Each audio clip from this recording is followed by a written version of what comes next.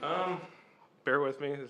You guys know I'm an emotional person, so I'm probably not going to make this through. But Max he's doing all right. We came home Saturday night from the ICU. So we started PT yesterday, and let me tell you, he hates that.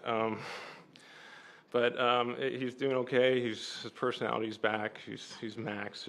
He's doing good in that aspect. But he's got to relearn how to do pretty much everything. Terrible syndrome, Guillain-Barré.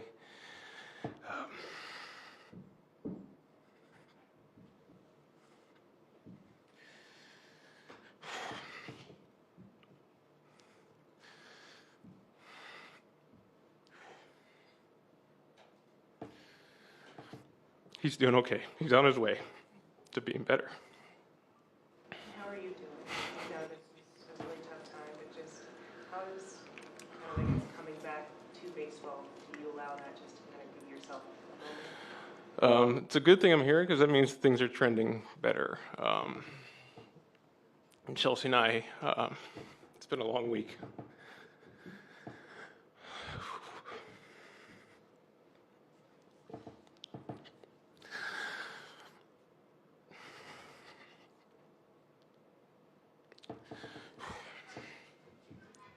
No one should have to go through this, especially a 3-year-old.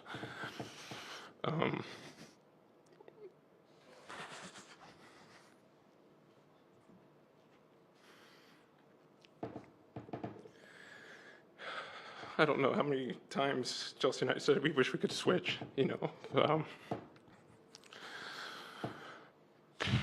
Friday was hard. That's a hard day. So I think you guys know, like, the Giant series was obviously a very tough time for us as well. He woke up Monday morning with a limp. And by Monday night, he couldn't walk anymore. We took him everywhere.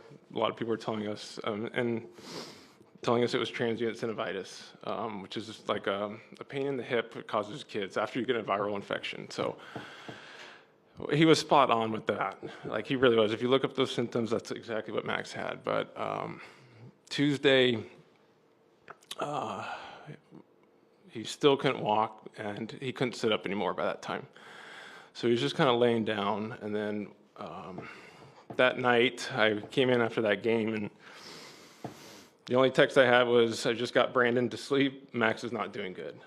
So I think you guys were in the hallway, I think. That's when you guys saw me sprinting, so I just tried to get home. And we were in Orange County, long drive home. So I got home, he was sleeping, but he was waking up every hour. But we were still thinking it was transient synovitis. By Wednesday, I got pulled out of the game. You guys don't know that, but top 9. We finished the top of the 9th, and Doc was waiting for me at the steps coming off the field. Chelsea had reached out to, I think, Alex Torres, and they got word and pulled me off the field that they were on the way to the emergency room. So I obviously started sprinting, and again, met him at the emergency room that night. He wasn't eating or drinking anymore. So that was the reason we took him in. We were still thinking it was transient synovitis, but obviously things were not progressing the way with what we were doing to make transient synovitis go away. So we took him in, ER, and they IV'd him. They did a bunch of tests, but even they thought it was transient synovitis still. So they gave him Toradol to help with pain, but that didn't even work. But they said if you give him 4 to 6, every 4 to 6 hours of Tylenol, he should be okay. We think it's transient synovitis. I said, okay, sounds good. So we got discharged at 3:30. We had a 1 o'clock game. I still came and played. I had an hour of sleep. So I was surprised I got a hit that day. But after the game, obviously, I didn't see anybody on Thursday when we flew. I called Chelsea and FaceTime and said, I don't know if I should be leaving right now. Something was off. It just felt wrong to leave, but We we'll be okay. So Friday we had a pediatrician appointment at 2:45. So some of you guys saw me there. I did my early work. I got ready for the game, and I disappeared into the clubhouse because I was on FaceTime for that. And right when they took Max into that pediatrician, thankfully that pediatrician said, "You need to go to the hospital now. This is not transient synovitis." They were ready to call an ambulance for him because they didn't think he was going to be able to breathe that long.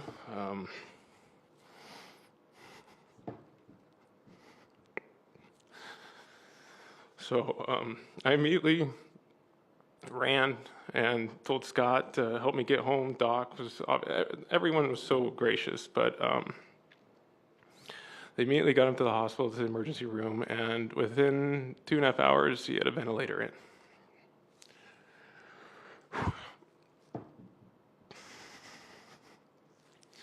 The paralysis usually doesn't take that quickly to move up your body, so it starts in your feet and goes up.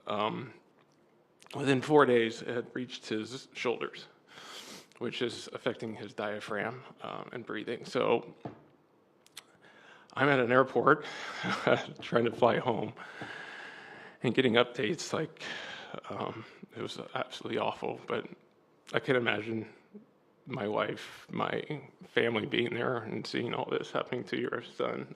She watched everything in person. So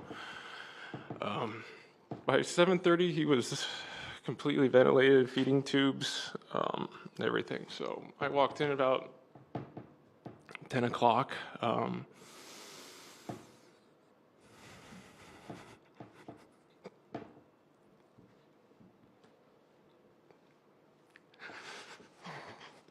It's hard.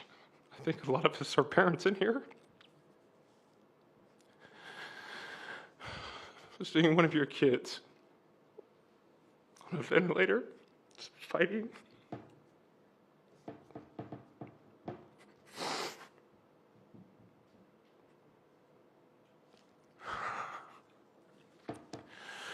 It was hard.